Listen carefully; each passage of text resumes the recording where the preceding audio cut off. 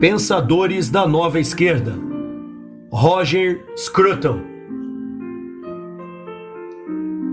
Parte 6. Raymond Williams. Nenhum ponto de vista está mais enraizado no lugar e no processo em que cresceu, ou nas ocasiões históricas consagradas ao mito e à memória, que o socialismo britânico. A ideia de história, que é moeda corrente nos movimentos de esquerda, toma aqui um sentido dramático.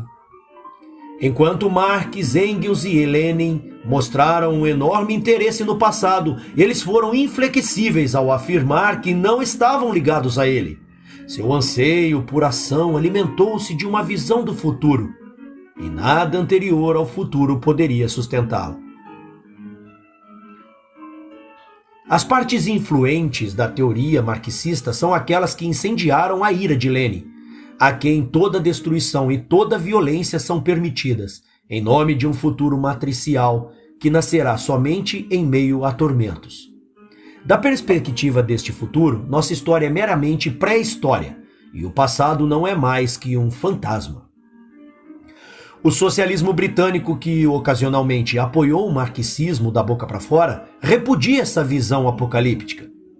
Ele está imbuído do sentimento nativo de que a fonte de legitimidade reside não à frente, senão atrás de nós.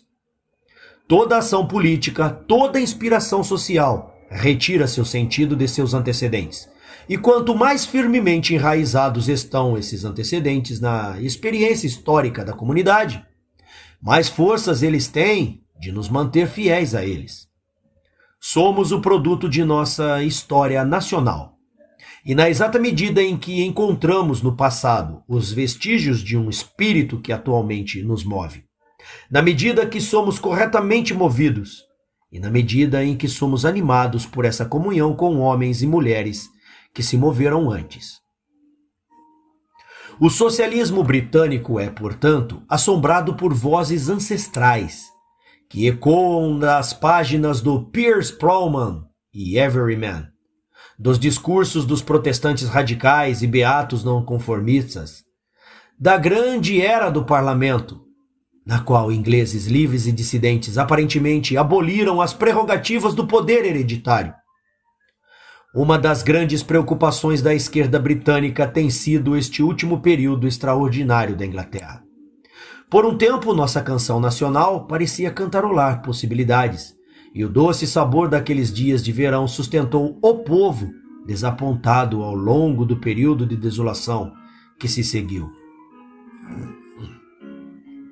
A nostalgia da esquerda mais sentida e seu sentimento de perda mais romântico foram aplicados à historiografia do interregno e dos eventos que levaram gradualmente a ele. Sem a descrição mitopoética deste período, levada a cabo por historiadores como Townley e Hill, o moderno socialismo britânico seria uma presença muito menos autoconfiante, insolente e, de fato, sorridente em nossa cultura política. Estabeleceu-se na mente do socialista britânico que seu pensamento e sua ação são quintessencialmente legítimos. O legado de um longo experimento de governo constitucional e o florescer renovado da luta de ingleses livres para possuir a terra e a cultura que lhes pertencem. Ao discutir Michel Foucault, ver capítulo 4, tentei mostrar o lugar importante da iconografia no pensamento da esquerda francês, muito do qual é devotado à delineação detalhada do inimigo burguês. O socialismo britânico é também iconográfico, mas seus esforços são devotados ao retrato de um amigo. Este amigo aparece como o idealizado John Hampden de Townley, como o herói dissidente de Christopher Hill, e com aquela classe trabalhadora, industrial, cujo sentimentalismo provê tão ardente inspiração para a obra de Thompson, Hogarth e Williams. Há naturalmente algo cativante nesta visão, que busca amigos antes de declarar inimigos, e que dotou o socialismo britânico de uma cor local ou mesmo paroquial. Apesar de ainda não ser uma propriedade da National Trust, o socialismo britânico não está distante daquela atitude internacionalista defendida por Marx. Ele mesmo um produto muito desarraigado de uma Alemanha dividida para encontrar solo fértil em qualquer outra visão. Quanto o conservadorismo britânico. É um movimento que o conservador encontra no próprio território natal e que é atiçado por uma paixão pelo lar e pela terra que o conservador inevitavelmente tem de compartilhar. Qualquer pessoa consciente destes fatos saberá que o marxismo nunca poderia ser mais que uma influência subsidiária no pensamento de esquerda na Inglaterra. De maior significância é a incomparável tradição da crítica literária e social, que pode legitimamente colocar-se como uma das mais importantes realizações intelectuais da Inglaterra moderna. Seria errado pensar que esta tradição tem alguma propensão natural ao socialismo. Ela começou com o pensamento altamente conservador de Burke, Coleridge e Wordsworth, e mostrou nas obras de Carlyle e Arnold uma tendência anti-igualitária que guarda até hoje. Seu maior representante do século, F.R. Leaves, foi descrito como nossa maior voz conservadora do século XX. Mas, entrelaçado com as reflexões melancólicas de tais defensores da alta cultura, encontra-se o pensamento de Ruskin e Morris, da Irmandade pré-rafaelita de Colbert, Shaw e os Fabianos, inclinados à esquerda. É mais um testemunho da falta de raízes do socialismo inglês o fato de que, na ênfase central e tendência espiritual desta tradição crítica, pensadores socialistas e conservadores tenham se vinculado sobre influência mútua. Embora Raymond Williams tenha, em anos recentes, se colocado como um marxista, suas raízes estão firmes no solo do socialismo inglês e seus melhores escritos exibem a triste conexão com o lugar e o povo que tem sido a inspiração condutora de nossa moderna literatura. Seu corpus literário considerável divide-se em vários segmentos, em duas obras de grande utilidade. Drama from Ibsen to Brecht, ou Brest, originalmente Drama from Ibsen to Eliot, 1952, A Tragédia Moderna, 1966. Ele mostrou as virtudes comuns da tradição da qual emerge. A capacidade de usar a crítica literária como veículo para comentário e análises sociais. Esses livros, junto com o drama em cena e The English Novel from Dickens to Lawrence, 1973, exemplificam uma erudição literária séria e original, na qual a visão social e política de Williams encontra uma expressão relativamente moderada.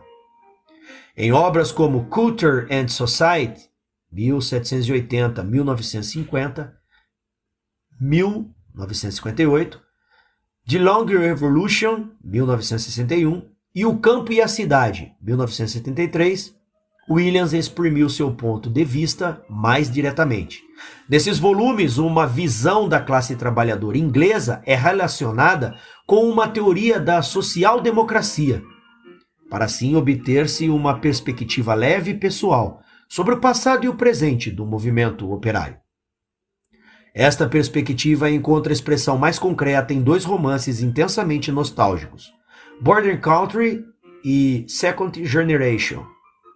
Finalmente, em estudos mais recentes como Palavras-Chave, 1976, e Marxism and Literature, 1977, Williams tenta expandir o apelo de seu ponto de vista ao vestilo de abstrações mais em voga, amplamente emprestadas do guarda-roupa da nova esquerda alemã e francesa.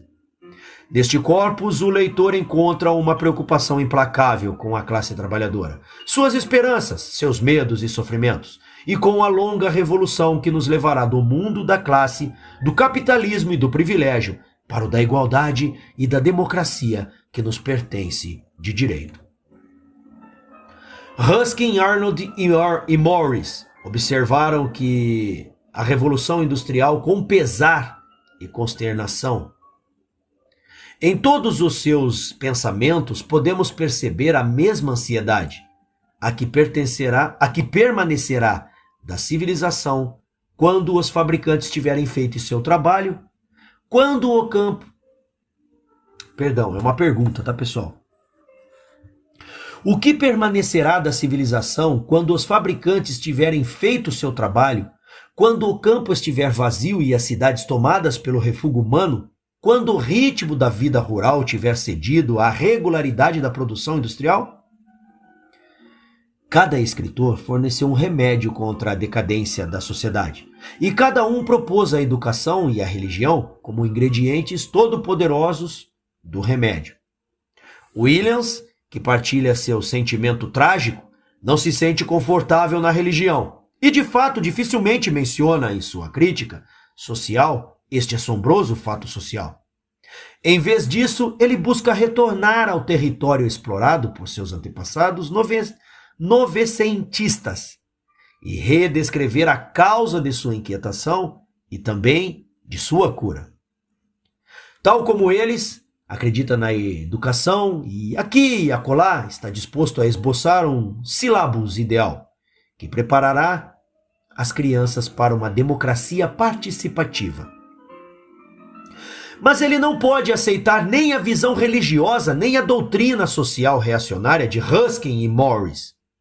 Ele não busca uma visão religiosa, mas uma redenção secular deste trabalho alienado. E sua longa revolução é outro nome para a lenta, estável erosão do poder e do privilégio pelas ondas e correntes da democracia. Seria errado dizer que a fé de Williams na democracia é limitada, pois se sua falta de humor e seus parágrafos carregados de suspeita deixam logo claro o fato de Williams não ter fé ilimitada em nada. Simplesmente, mais democracia é a única resposta que ele tem a oferecer. Há ocasiões em que ele sugere generalizações ingênuas. A Revolução Democrática é insistentemente criativa. E seu apelo para nos apoderarmos e dirigirmos nossas próprias vidas, a Revolução Industrial e a Revolução nas Comunicações, devem ser completamente apreendidas em termos do progresso da democracia, que não pode ser limitado à simples transformação política, mas consiste, em última instância, na concepção de uma sociedade aberta e de indivíduos livres cooperantes, que são por si só capazes de liberar a potencialidade criativa das mudanças em habilidades laborais e de comunicação. Mas tal é o seu temperamento pessimista que Williams imediatamente abandona seu entusiasmo. Ele esconde-se atrás de uma cortina de qualificações, sugerindo uma solução muito mais intricada e sutil que qualquer outra que ele manifestamente revela. A longa revolução, que é agora o centro da nossa história, não é uma revolução pela democracia como um sistema político por si só, nem pela distribuição equitativa de mais produtos, nem pelo acesso geral aos meios de aprendizado e comunicação. Tais mudanças, suficientemente difíceis em si mesmos, extraem significado e direção, por fim, de novos conceitos do homem e da sociedade, que muitos buscaram descrever e interpretar. Talvez estes conceitos possam ser dados somente na experiência. As metáforas de criatividade e crescimento buscam restabelecê-los, mas a pressão agora deve dar-se sobre os particulares, pois nem aqui, nem em nenhum lugar elas estão confirmadas. Esta ênfase no concreto e no particular é uma das muitas ideias que Williams divide com os pensamento conservador moderno, tal como sua ênfase em cultura, em relação a qual algum dos pontos de sua perspectiva dependem. Para Williams, cultura denota padrões de comunicação e as estruturas de sentimento que determinam a experiência da sociedade em todos os níveis. O maior propósito de Culture and Society é documentar as teorias e práticas que criaram a cultura moderna e que fizeram avançar ou impediram a verdadeira democracia, aquela que promete a emancipação da classe trabalhadora. O propósito de Williams é retirar do estudo da cultura todas as tonalidades elitistas, toda sugestão de que cultura poderia ser um valor acessível a poucos. Na medida em que a cultura define uma elite, nessa medida ela não é um valor. A maior questão levantada por um tal ponto de vista é a da verdadeira democracia. Para Williams, ela envolve o estabelecimento de uma comunidade genuína entre as pessoas, e seu modelo para a comunidade é fundado na solidariedade de uma classe trabalhadora precedente, um sentimento de esperanças e sofrimentos compartilhados, e uma necessidade de postarem-se juntos contra qualquer abuso. Ele acredita que capitalismo, classes e privilégios são inimigos da comunidade e não hesita em constantemente recomendar a abolição da propriedade privada dos meios de produção. Ele mostra pouco conhecimento de qualquer tensão entre este objetivo e a promoção da democracia entre as pessoas, muitas das quais gostaria de ter uma participação própria nos meios de produção. Ao contrário, ele tenta identificar as características da sociedade capitalistas e de classes que influenciam de forma negativa a realização do ideal democrático.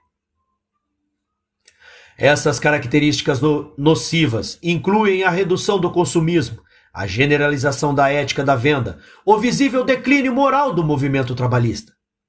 Deixando de lado este fator último, ele mesmo mais um sintoma que uma causa do processo, podemos ver que sua principal queixa é contra a condição social do consumismo, ou, para usar a expressão favorita de Marx, o fetichismo da mercadoria.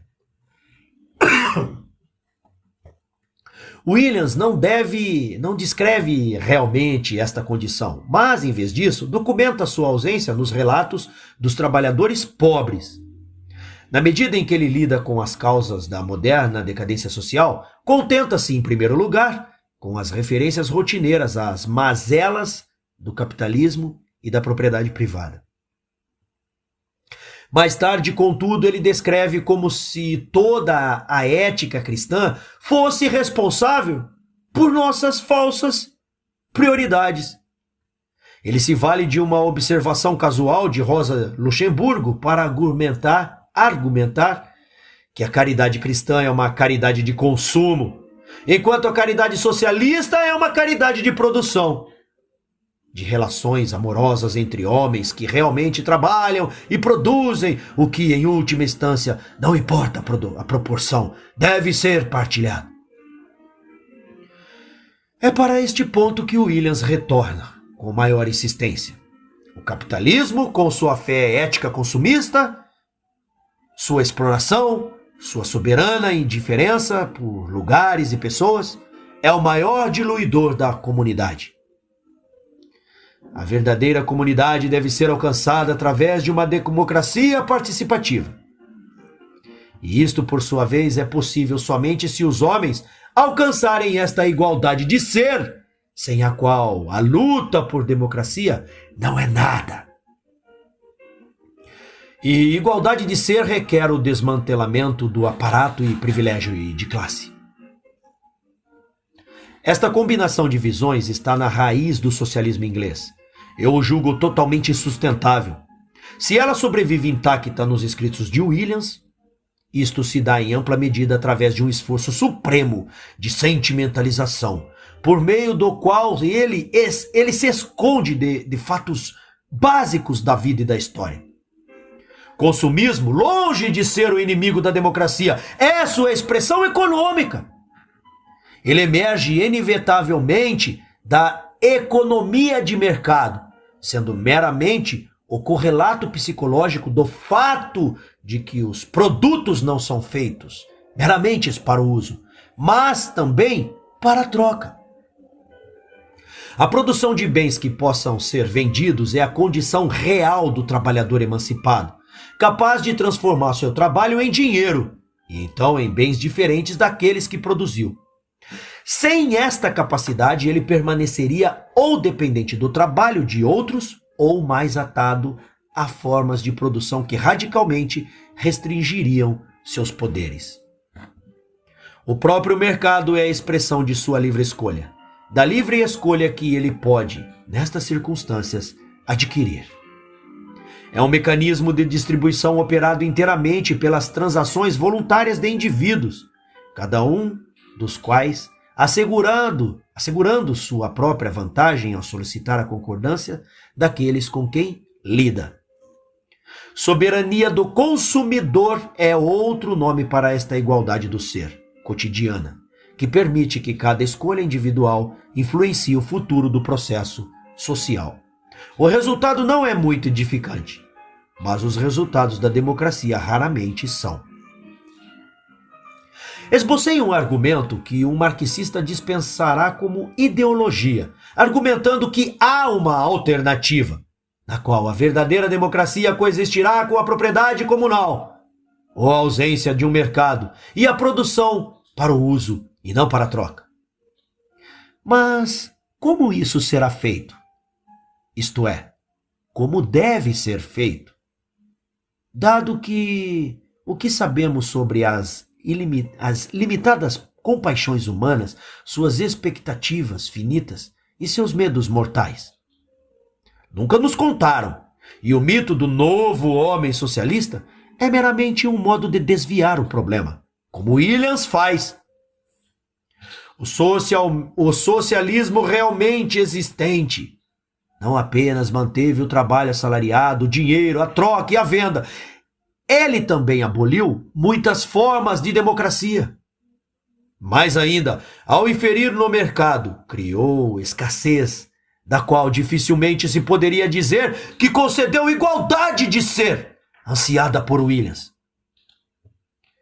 Os problemas teóricos aqui são vastos, e não serão resolvidos em um parágrafo. Mas, diante dos fatos observados na história e na natureza humana, pode-se concluir que o ônus reside com os socialistas. São eles que devem explicar detalhadamente as condições para a verdadeira democracia que aprovam. Quem nesta democracia controla o que e como? O mercado é a única instituição humana coletivamente controlada por seus participantes. Como pode sua abolição adequar-se a um governo no qual todos têm influência e poder participativo? E se desejamos manter o mercado, como abriremos mão da propriedade privada dos meios de produção, com a qual ele está organicamente interconectado? A negligência de tais questões não é apenas vergonhosa do ponto de vista intelectual, dado o fervor com o qual Williams busca propagar seus propósitos, é também perniciosa, pois ela permite a fácil justificação de ações cujas consequências não são de modo algum entendidas. Foi de fato importante para o apelo de Williams que ele tenha fracassado em defender o socialismo no nível intelectual esperado, pois seu apelo é o sentimental. Está capturado na referência às reações amorosas entre o homem, que realmente trabalham e produzem o que, em última instância, deve ser partilhado. Aqui estão os trabalhadores sofredores e compassivos de Thompson, vê capítulo 2, que precisam somente da abolição do capitalismo para viverem juntos em espontânea fraternidade, partilhando os frutos de seu trabalho.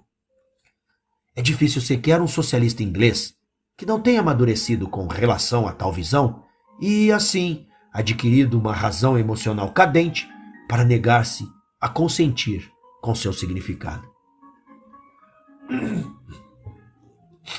Pois, é claro, ainda que seja vantajoso o fato de haver camaradagem e solidariedade entre oprimidos, estes são produtos da opressão que padecem.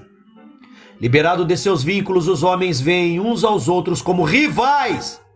E somente quando estão comprometidos uns com os outros, por meio de contratos e acordos, só quando estão sujeitos à economia de mercado em amplo sentido, podem ser novamente levados a uma associação pacífica.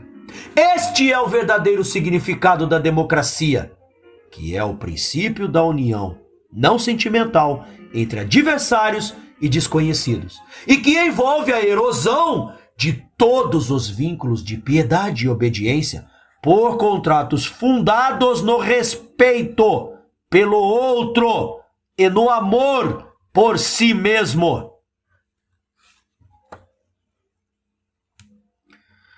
A longa revolução louvada por Williams foi descrita mais cuidadosamente por um pensador do qual Williams se refere somente uma vez, Alexis de Tocqueville. Para Tocqueville, autoobsessão, individualismo e fragmentação social eram diferentes aspectos do inevitável avanço da democracia. Em A Democracia na América, 1835, ele argumenta que o princípio da igualdade, longe de ser uma invenção do movimento trabalhista, que quase não existia quando Tocqueville escreveu o livro, foi o princípio regulador do desenvolvimento europeu desde a Idade Média. A presciente análise de Tocqueville da igualdade de ser deveria, quem sabe, ter dado uma pausa para a reflexão, pois ele argumenta que as condições de impermanência social e mediocridade cultural que, ora Williams, são a consequência eu acho que tá escrito ara, tá, pessoal? Eu acho que é hora. Vou ler de novo esse pedaço, vou voltar. Vou ler como está. Pois ele argumenta que as condições de impermanência social e mediocridade cultural que ara Williams são as consequências perniciosas de privilégio e poder, são de fato o resultado do processo democrático. É a erosão do privilégio, a perda de diversas classes e propriedades, a destruição do direito hereditário que, para Tocqueville, fez com que os homens se apartassem da comunidade. São tais mudanças que tornam redundantes piedade e aliança, e que despertam nos homens o desejo de fundar a sociedade no contrato, autointeresse e consenso. Podemos não concordar com a conclusão de Tocqueville, mas devemos reconhecer que ele descarta o ônus que Williams, por excesso de timidez intelectualmente ou comportamento emocional, tomou para si. A relutância em ser circunspecto emerge como a maior falha nos últimos escritos de Williams. Como vários que investiram muito amor em um amigo imaginário, ele carrega sua emoção através do ódio ao inimigo imaginário. A classe mais baixa desaparece de sua visão e as classes superiores emergem como o objeto principal de sua atenção. E o campo e a cidade, em um ressentimento efervescente e vingativo, forma a premissa e a conclusão do argumento, conduzindo o leitor através de um dos estudos mais bidimensionais da literatura inglesa, que de forma alguma guarda os traços de respeitabilidade acadêmica. É talvez o sentido da desesperança de sua própria nostalgia que, neste livro, leva Williams a voltar-se de forma tão vingativa contra a nostalgia de outros, e em particular a nostalgia quintessencialmente inglesa, fundamental para a nossa tradição socialista, que encontra o ideal da harmonia social em um passado rural. Williams está certo em ver o arcadismo simplificado nesta atitude, mas ele está igualmente errado em não ver nada mais. Ele dispara seu ódio ao privilégio, ao patronato, ao lazer de forma tão enfurecida que nenhum escritor disposto a reconhecer que as classes mais altas podem conter membros da raça humana consegue escapar de sua condenação. Stephen Duke, está dispensado por escrever com o pior deles suas imitações dos clássicos. Crabbe, cujo maior crime foi ter sido capelão particular de um duque, deve ser açoitado por sua visão estática, que condena o rico, mas para por aí. Jane Austen é castigada por sua visão monetária e por uma moralidade que a confina ao interior de uma casa de campo sem poder ver nem sentir a miséria que bate à sua porta. E assim o livro segue, comentando todo escritor que buscou pintar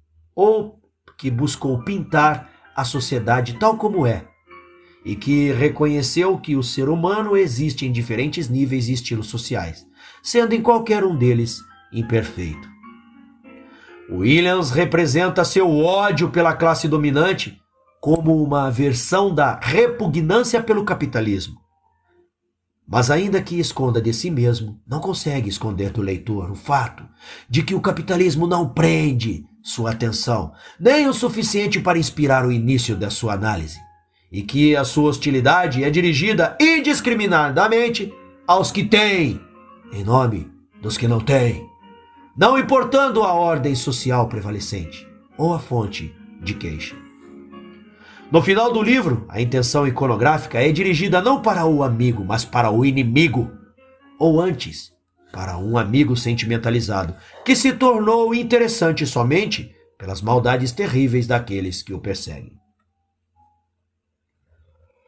Aos homens e mulheres que vinham do campo para as cidades, não se precisaria contar o que haviam perdido, nem o quanto eles precisariam lutar para prosperar em seu novo mundo. Importava muito mais se uma experiência do campo foi arranjada para eles ou contra eles, enquanto lutaram para se reajustar. Uma variedade da experiência, a visão do senhorio do residente, as descrições pastorais ou tradicionais, era de fato elaborada e utilizada como ideia abstrata contra os seus filhos e contra os filhos de seus filhos, contra a democracia, contra a educação, contra o movimento trabalhista. E então Williams condena o tom da nossa literatura pastoral. Vi isso, grosso modo, esta complexa atitude recém-vilipendiada. Vi estabelecer-se no que é agora uma convenção, na educação literária especialmente, e senti como um traje, em uma crise contínua e num limite persistente. A canção da terra, a canção do trabalho rural, a canção de deleite nas várias formas de vida com as quais partilhamos nosso mundo físico são muito importantes e comoventes para serem mansamente abandonadas. Em tal amargurada traição aos fiéis inimigos de toda independência e renovação significativas e reais. As citações tipificam o linguajar recente de Williams, autorreferencial, vago e clichê.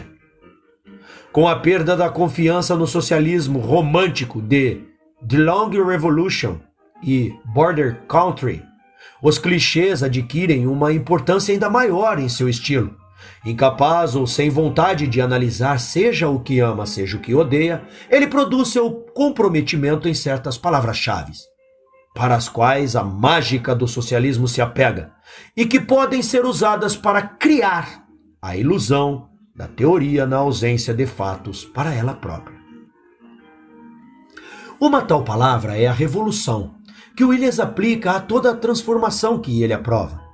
Em Tragédia Moderna, ele exalta a alternativa de vida de nosso tempo, que consiste no reconhecimento da revolução como uma ação completa dos homens vivos. E a linguagem é característica. Williams não argumenta pela revolução, nem a descreve. Antes, ele toma a palavra revolução e a modela em abstrações cativantes. É uma ação completa dos homens vivos. dificilmente poderia ser uma ação de fantasmas. Por isso, com a maior urgência, em nosso próprio tempo, precisamos retomar a ideia da revolução, de seu sentido ordinário, da crise de uma sociedade, para seu contexto necessário, como parte de uma ação completa, dentro da qual por si só pode ser entendida. Tal prosa ofegante pode novamente ser entendida como iconográfica. A revolução torna-se agradável através de ideias associadas. O objetivo é desencorajar o pensamento e elidir a fantasia. Revolução torna-se uma ideia essencialmente sedutora, mais que crítica. Mas deve estar claro, antes de tudo, que é a revolução e não a evolução que buscamos. A maioria compreende, a evita ou a deixa escapar. E a mais destrutiva forma deste colapso, pois a simples reação é facilmente reconhecida, é a substituição característica da evolução por revolução como modelo social. Em termos intelectuais, Williams comete, ao defender a longa revolução, precisamente este crime. Não em suas palavras, é claro, mas nas ideias que avançam através delas. Ele, então, intensifica seu fervor a fim de mostrar que ele entende revolução bem no sentido da retórica comunista. Desde 1917, ele nos diz, escolhendo a data crucial, vivemos um mundo de bem-sucedida revolução social. E ainda de forma mais significativa diz: ouvi de amigos da União Soviética que a batalha decisiva da Revolução foi ganha em mais ou menos metade do mundo e que o futuro comunista é evidente. Ouvi isso com respeito, mas penso que eles têm tanto a fazer quanto nós. E que um sentimento de que a revolução está acabada pode ser tão incapacitante quanto o sentimento de que ela é, em todo caso, sem sentido. Como seus amigos na União Soviética, Williams está bem treinado na arte do duplo pensar. Ele é capaz de fazer de sua conexão com os ícones e de sua aversão às ideias uma postura que é ao mesmo tempo academicamente séria e ideologicamente impecável. Em palavras-chave, o registro de uma investigação sobre o vocabulário. Ele revela a palavra mágica pela qual prospera. Nesse volume, que não é nem dicionário nem glossário, mas uma obra de autoexplicação ideológica, Williams ataca outro bastião da classe dominante, o Oxford English Dictionary, OED, cuja alegada neutralidade é meramente a expressão de um humanismo burguês, dos valores de uma classe que não sente necessidade de justificar seu domínio. Em contraste ao OED, Williams é desavergonhadamente radical. Perdão aí, tá, pessoal? Ele descreve nossa sociedade como um exemplo da civilização burguesa tardia, sem um pingo de dúvida. E ele considera o sentido da palavra mídia, sob a qual os jornais são considerados como meios para a produção, para outras coisas, para publicidade, por exemplo, ou presumivelmente para propaganda, como o sentido especificamente capitalista do termo. A crença implicada em tudo isso é que, se as palavras-chave são usadas corretamente, o resultado não é só clareza, mas socialismo. Sua fascinação por palavras icônicas torna impossível para Williams lançar algo mais que uma tênue luz nos significados que ele considera. Tome, por exemplo, a ocorrência família. É interessante e útil saber que esta palavra deriva da latina famulus, servo, e que costumava ser um significado muito mais amplo de parentesco e família do que o atual. Nenhum desses significados tem muita relevância para as discussões contemporâneas da natureza e do valor das relações sociais primárias, como Williams imagina. Consequentemente, em uma discussão dos usos modernos do termo, ele maquina para introduzir algo chamado família burguesa, expressando com o termo família, aparentemente, um sentido de família e propriedade. A simplificação envolvida nisso, implicando com ela a existência da família não burguesa, que presumivelmente não tem associações de família e propriedade, deu um tipo de família que não é, como eles colocam, uma unidade econômica, segue despercebida. Mas considere algumas típicas famílias não burguesas. O zoicos homérico, da qual deriva a palavra economia, tinha associações de família e propriedade. A moderna família proletária tem tais associações, assim como a expandida família aristocrática da Renascença. E todas estas representam unidades econômicas. A implicação que Williams tenta comunicar, que a estrutura familiar específica que existe no presente está integrada à instituição da propriedade privada e que ambas são, de algum modo, dispensáveis, depende da mais superficial das observações, embora superficial o bastante para chegar a ser lugar comum. Do mesmo corpus de ideias aceitas, que segue a descrição de Williams, da crítica literária como ideológica.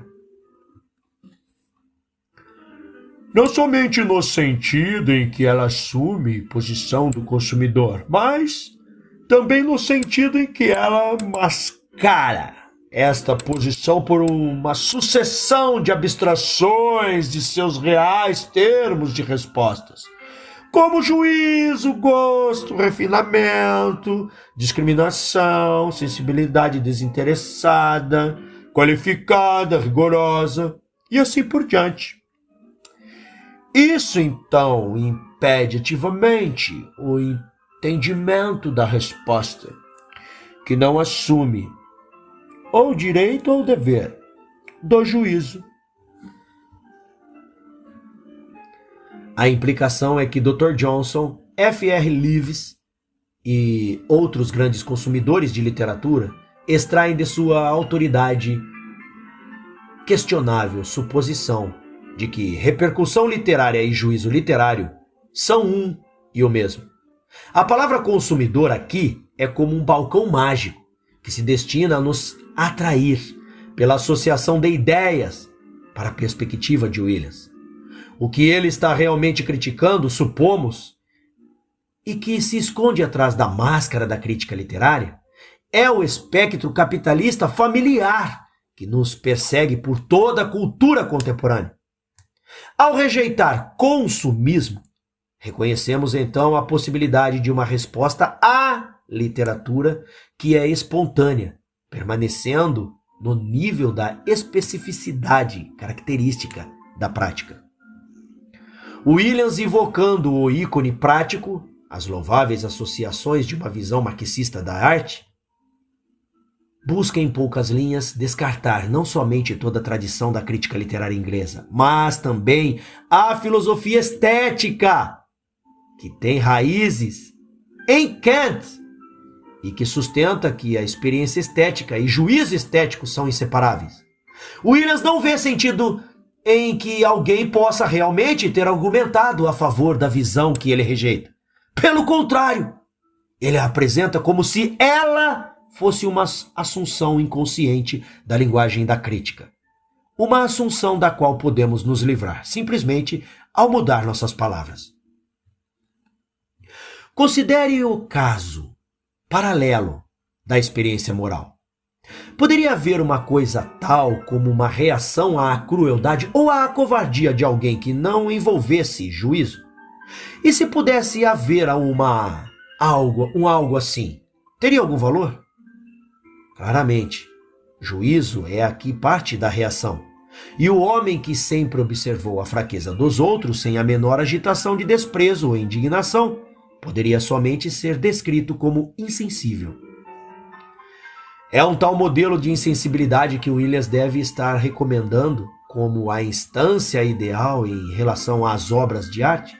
Pois aqui também somos compelidos a reconhecer, uma vez que começamos a pensar sobre isso, que a reação e juízo vão juntos, e que uma atitude em relação à arte, que não deixa lugar para o gosto ou discriminação, seria uma atitude que não demonstraria entendimento de seu objeto. A palavra mágica, ou a obra final de Williams, advém, acredito, de um desejo a todo custo de manter o nível do comprometimento emocional, bem como de distrair a atenção de todo argumento ou percepção que mostraria ser auto-engano.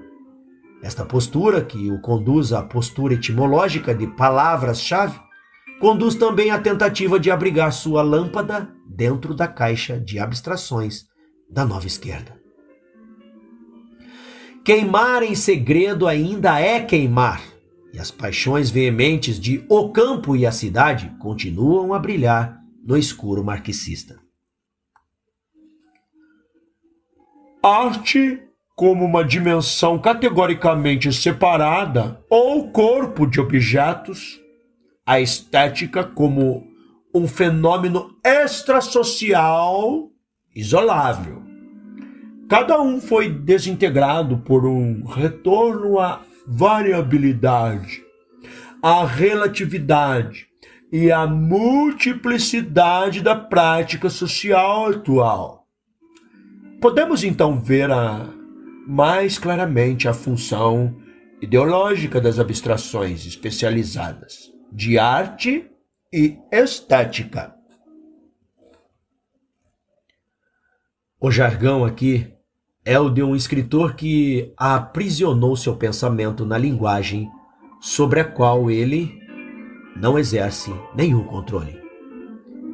Enquanto todos nós podemos adivinhar o que vem depois disso, que as categorias de arte e estética pertencem integralmente aos modos burgueses de produção, que elas ganham proeminência com a manufatura de mercadorias para intercâmbio. O que se segue tem a lógica de um ritual, e não a lógica da argumentação. Somente a tensão emocional da prosa, leva-nos ao escritor. A tensão emocional de um homem que ainda luta uma batalha longínqua, perdido em um litoral distante.